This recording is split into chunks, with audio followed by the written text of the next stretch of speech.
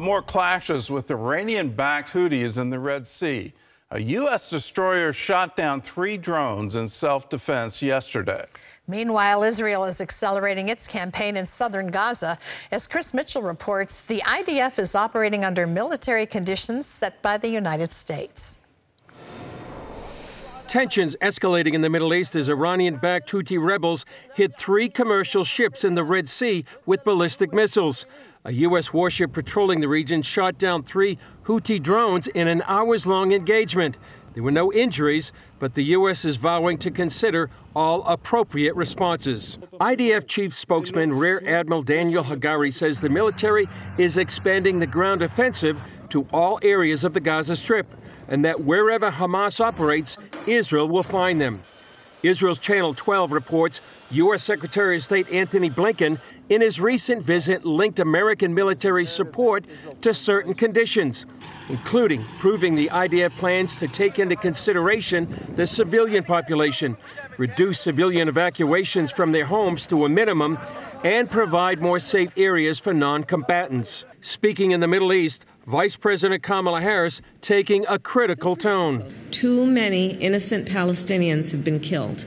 Representing a group of Democrat senators, Vermont's Bernie Sanders said they're done asking nicely and called on the Biden team to use its substantial leverage with Israel to make sure it reduces civilian casualties in Gaza. Israel came up with a solution, publishing an online map to facilitate evacuations from areas where Hamas is illegally operating in civilian areas. And we're going to continue making efforts to get civilians out of harm's way from areas where Hamas is trying to hide behind them, because there will be nowhere to hide for the Hamas terrorists who perpetrated the October 7th massacre and have ever since been promising to perpetrate repeat atrocities against our people. Those are legitimate military targets, and we will do everything we can to get civilians out of harm's way so that we can reach those targets. Blinken also reportedly set a timetable for Israel to finish the job in weeks.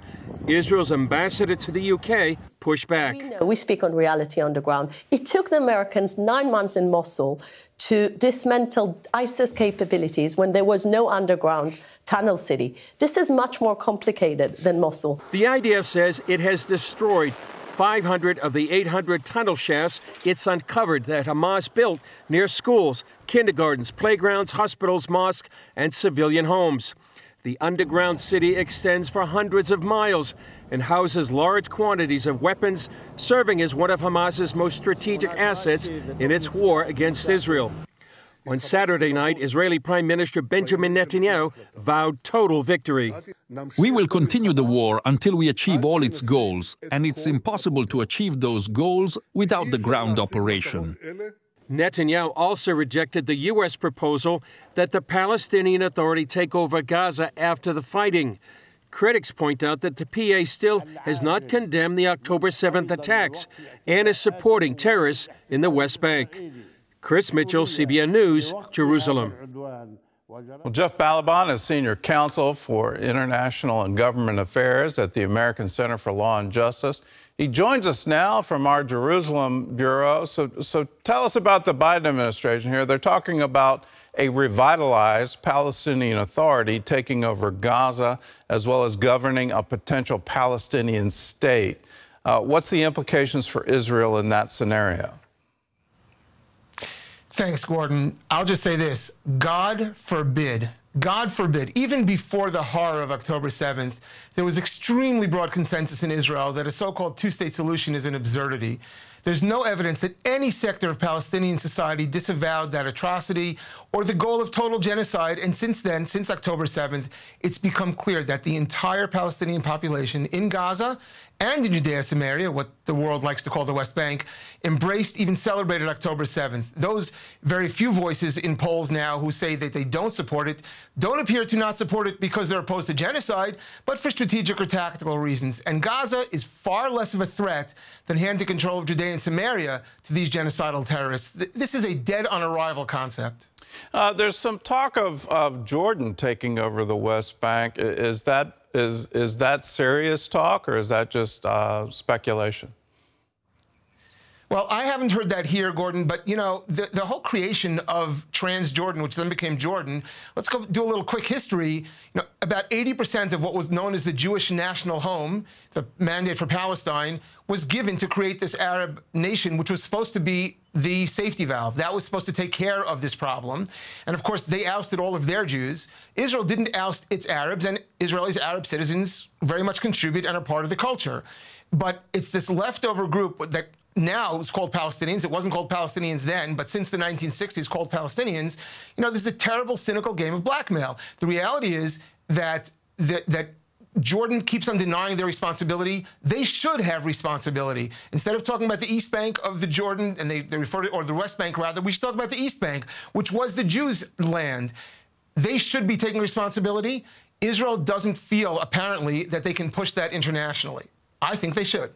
Well, the administration, some Democrat senators are now talking about strings on military aid to Israel. How will this affect Israel's ability to destroy Hamas?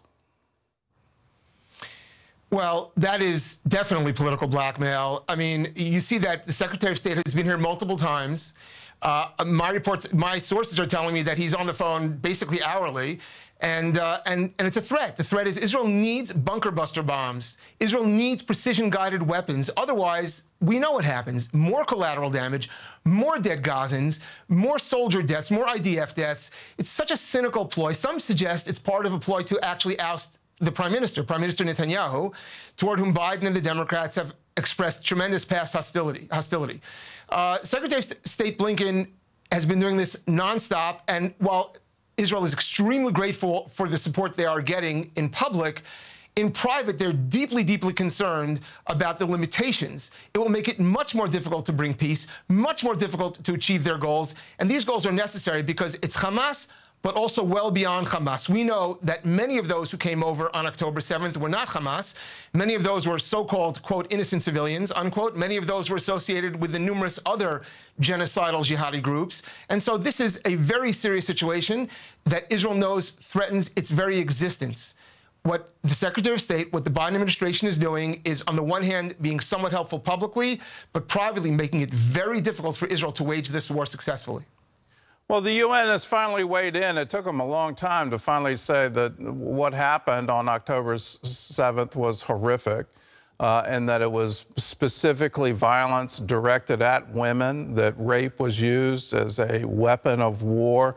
They're finally waking up to it, and just recently the prosecutor for the International Criminal Court has joined in saying that there were serious violations of international law. Do you expect Hamas to actually be charged with war crimes?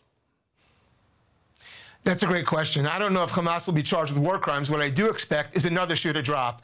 The UN was essentially shamed into this by public calls and public shows that the massive, horrific attacks, the violations, which I don't even want to repeat because they're so ugly and so beyond barbaric.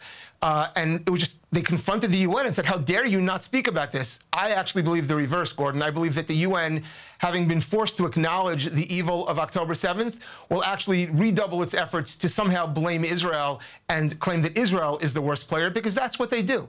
And let's not forget, we know that UNRWA employees, the UN organization that is supposed to take care of these refugees, sends billions of dollars and is raising them to be jihadis. He's raising them to want genocide. But we see more than that, that they seem to be providing support, not only their personnel, but also their institutions where their weapons are being hidden. So the UN itself really needs to be held to account for this by the American public, first and foremost, because America has a big influence on the UN when it wants to, because America provides a lot of the funding. Well, we stopped the funding under the Trump administration. Biden put it back in, and the evidence seems to be quite clear that UNRWA was having Hamas terrorists on their payroll, which is one of those you've got to be kidding me moments where how can you ever do that? Let's talk about the Shema. The IDF is now playing the Shema over loudspeakers in Gaza and trying to encourage the remaining hostages. Why is this prayer so crucial? Thanks, Gordon, for asking that question. I don't know if this is an official IDF policy or just soldiers did this on their own, but they did set up loudspeakers and started blasting, and they said they wanted to do it so that the hostages might hear them, because they don't know where the hostages are held. They're underground, they're in buildings. Maybe they'll hear them blasting it. And what I found so moving, Gordon, was that they didn't play the Israeli national anthem, Hatikva. These soldiers, and again, I don't know if it came down from above or they just did it on their own, they started playing the Shema prayer. Gordon, every morning, religious Jews, observant Jews say Shema. Every evening we say Shema. So we begin our day with and end our day with. The last thing we say at night, the first thing we teach our children. The rabbis teach us, and by the way, this is also, the Shema prayer is what Jews hope to have on their lips as they die. The rabbis teach us that this is what the tribes, Jacob's sons, said to him on his deathbed as he's dying, when he gives them their blessings and he tells them sort of what their future is going to be. They testify to him and say, no, Father, because remember, Jacob's name is Israel. So hear, Israel, the Lord our God, the Lord is our God, the Lord is one. This is the testimony that the Jewish people say to the world. And you know, between Jacob, our father, and us, I think about this often, Gordon, there are only 140 or 150 generations. If you think about it, only 140 or 150 parents who passed this message on to their children. And now you see that this is what's being awoken. This is what October 7th has awoken in the Israeli populace. We see Israeli soldiers are wearing tzitzit, they're wearing the four fringes. Even if they say they're secular, they're wearing it as they go to war, besides their bulletproof vests. Israel has always struggled between its Jewish identity and its secular democratic identity. Now you see this in the streets, in the army. They're becoming more and more aware that all of these attacks are because we're Jews. Jews are treated differently, and they're responding by being ever more Jewish. It was so amazing that that's what they chose to broadcast in Gaza. Hopefully, some of those hostages were able to hear it. Hopefully it gave them hope to know that the children of Israel are fighting a war for them. Well, I hope it also encourages everyone in Israel to stand together as one to resist this absolute evil. There aren't words to describe what happened on October 7th, other than the face of evil was revealed for the entire world to see. And we stand as one with you, with Israel, to say, yes, no more. Hamas should not exist anymore. Please be encouraged, no matter what you're hearing from the UN, from the International Criminal Court, or even from our own government here in America, we stand with you. Hamas has to go. Stand strong. We need to eliminate this evil. Jeff, thanks for joining with us, and thanks for all that you're